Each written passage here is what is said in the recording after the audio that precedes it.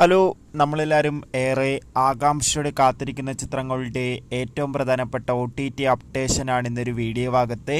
വീഡിയോയിൽ മുൻപ് video like ചെയ്യുക, ചാനൽ സബ്സ്ക്രൈബ് ചെയ്യാൻ വേണ്ടി ശ്രമിക്കുക. ആദ്യമായി അറിയിക്കാൻ പോകുന്നത് ബേസിൽ ജോസഫ്, ലിജുമോൾ ജോസ്, സജിൻ ഗോപു എന്നൊക്കെ പ്രധാന കഥാപാത്രങ്ങളായെത്തിയ ചിത്രമായിരുന്നു പൊന്മാൻ. ചിത്രം ഈ വരുന്ന മാർച്ച് 14 ജിയോ ഹോട്ട്സ്റ്റാർ എന്ന OTT പ്ലാറ്റ്ഫോമിലൂടെ OTT റിലീസ് ചെയ്യുമെന്ന് ഒഫീഷ്യലായി കൺഫേം ആക്കിയിട്ടുണ്ട്. ചിത്രത്തിൻ്റെ OTT റിലീസിനായി നമുക്ക് കാത്തിരിക്കാം. മമ്മൂട്ടി, ഗോകുൽ സുരേഷ് എന്നൊക്കെ പ്രധാന കഥാപാത്രങ്ങളായെത്തിയ ചിത്രമായിരുന്നു Dominic and the ladies purse. ചിത്രത്തിന് ഒരു ആവറേജ് അഭിപ്രായം സ്വന്തമാക്കാൻ വേണ്ടി സാധിച്ചിട്ടുണ്ടായിരുന്നു. ചിത്രം ഈ ഒരു മാർച്ച് മാസം തന്നെ ആമസോൺ പ്രൈം വീഡിയോസ് എന്ന OTT പ്ലാറ്റ്ഫോമിലൂടെ OTT റിലീസ് ചെയ്യുമെന്ന് കൺഫേം ആക്കിയിട്ടുണ്ട്. അഖിൽ, അഗ്നി, മമ്മൂട്ടി എന്നൊക്കെ പ്രധാന കഥാപാത്രങ്ങളായെത്തിയ ചിത്രമായിരുന്നു ഏജന്റ്. ചിത്രത്തിന് കാര്യമായ വിജയമൊന്നും സ്വന്തമാക്കാൻ വേണ്ടി സാധിച്ചില്ല.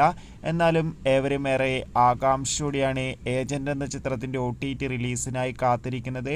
ചിത്രം ഈ വരുന്ന മാർച്ച് 14 തന്നെ സോണി ലിവ് എന്ന OTT പ്ലാറ്റ്ഫോമിലൂടെ OTT റിലീസ് ചെയ്യുമെന്ന് കൺഫേം ആക്കിയിട്ടുണ്ട്. മഞ്ജു വാര്യർ, വിശാഖ് നായർ എന്നൊക്കെ പ്രധാന കഥാപാത്രങ്ങളായെത്തിയ ചിത്രമായിരുന്നു ഫുട്ടേജ്. ചിത്രത്തിൻ്റെ ഹിന്ദി പതിപ്പൊക്കെ റിലീസ് ചെയ്തിട്ടുണ്ട്. ചിത്രത്തിൻ്റെ മലയാളം വെർഷൻ ഉടൻ തന്നെ ആമസോൺ പ്രൈം വീഡിയോസ് എന്ന OTT പ്ലാറ്റ്ഫോമിലൂടെ OTT റിലീസ് ചെയ്യുമെന്നാണ് റിപ്പോർട്ടുകൾ സൂചിപ്പിക്കുന്നത്. ചാക്കോച്ചൻ, പ്രിയാമണി എന്നൊക്കെ പ്രധാന കഥാപാത്രങ്ങളായെത്തിയ ചിത്രമായിരുന്നു ഓഫീസർ ഓൺ ഡ്യൂട്ടി.